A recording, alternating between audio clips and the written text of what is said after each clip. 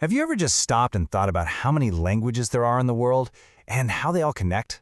Well, today we're going to dive into the really cool systems that linguists use to make sense of all this incredible diversity. We'll look at everything from a language's health right now to its ancient family tree. So, get this. Right now, there are over 7,000 distinct languages spoken on our planet. And I'm not talking about dialects here. I mean whole, fully fledged languages. It's a number that's almost impossible to wrap your head around, and it's just this amazing testament to human diversity. So, with that mind-boggling number, how do we even begin to make sense of it all? How do linguists find the hidden patterns, the secret connections inside this, global tapestry of voices? Well, it turns out they use two really powerful lenses. First, they look at a language's vitality, basically its overall health and stability in the world today. And second, they trace its family tree, all the way back to its ancient roots. Put them together, and you get this incredible view of both where a language is now and the epic journey it took to get there. Okay, so let's start with that first lens, vitality. This is all about checking a language's pulse, How is it doing right now? Is it thriving? Is it spreading? Or is it struggling to survive? And to measure this, linguists use a kind of spectrum. This vitality spectrum runs all the way from institutional, those are your super robust global languages, all the way down to dying, for languages that are right on the brink of disappearing forever. And in between, you've got these other important stages, developing, vigorous, and threatened. So let's take a quick look at what each of these really mean. All right, at the very top of the food chain, you have institutional languages. These are the heavy hitters. They're used in government, in schools, all over the media. They've got long, rich literary traditions that help them spread and cement their place on the world stage. You know the ones. English, Spanish, Mandarin, those are your classic examples. Now, things get interesting with developing and vigorous languages.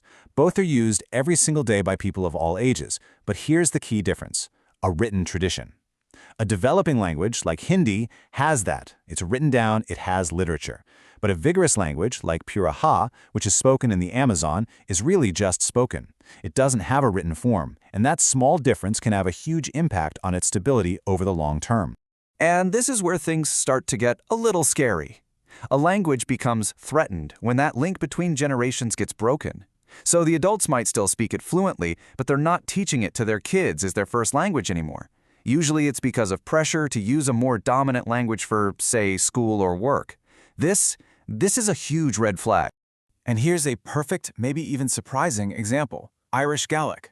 Now you'd think, hey, it's an official language of Ireland, it's got government support, it must be fine. But it's actually considered threatened. Why? Because the sheer dominance of English means fewer and fewer kids are growing up learning it as their native language. It just goes to show you that official status isn't some magic shield that guarantees survival. Then we get to the final stage on the spectrum, dying. At this point, it's pretty much what it sounds like. The only people who still speak the language are the elders, and it's not being passed on at all. And when that generation is gone, the language itself becomes extinct. And this isn't just some abstract idea. This really happens. The Eyak language of Alaska officially went extinct back in 2008, when its last native speaker passed away. It's just a really stark reminder of how quickly a language and the entire culture wrapped up in it can just vanish. Okay, so we've looked at a language's current health, its vitality. Now let's switch gears and look through that second lens, its ancestry. This is where we play detective, and we travel back into the distant past to figure out where a language came from and who its relatives are. The best way to think about this is like a giant family tree. All the modern languages we speak today, they're like the leaves.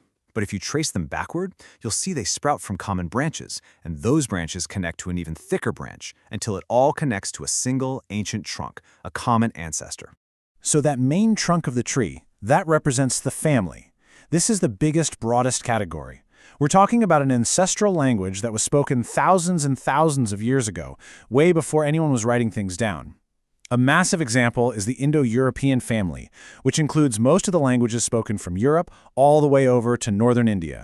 Now, sprouting off that huge family trunk are the major branches. These are groups of languages that split off from each other a little more recently, maybe just a few thousand years ago.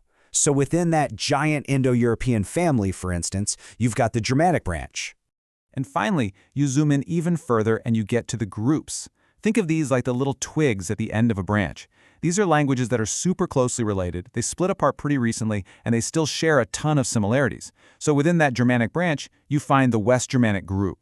Okay, so we've got vitality, the how's it doing now, and we've got ancestry, the where did it come from. So let's see how these two systems actually work together. Let's build a complete profile for a language we all know, English. And here it is, all laid out. This brings everything together. Looking through that first lens, we see that by vitality, English is institutional. It's an absolute global powerhouse. And then through the second lens, its ancestry, we see it belongs to the Indo-European family, the Germanic branch, and, more specifically, the West Germanic group. And just like that, you have a complete linguistic profile. So this is all pretty fascinating, right? But you might be wondering, why does it actually matter? What's the real-world point of classifying languages like this?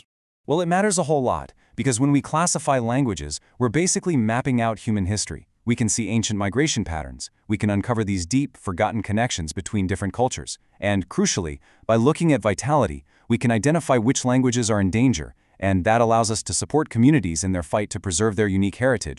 Which leaves us with one last, really big question to think about. Every single language holds a unique way of seeing the world, a unique piece of our collective history. So, as they vanish, what parts of the human story are we losing forever?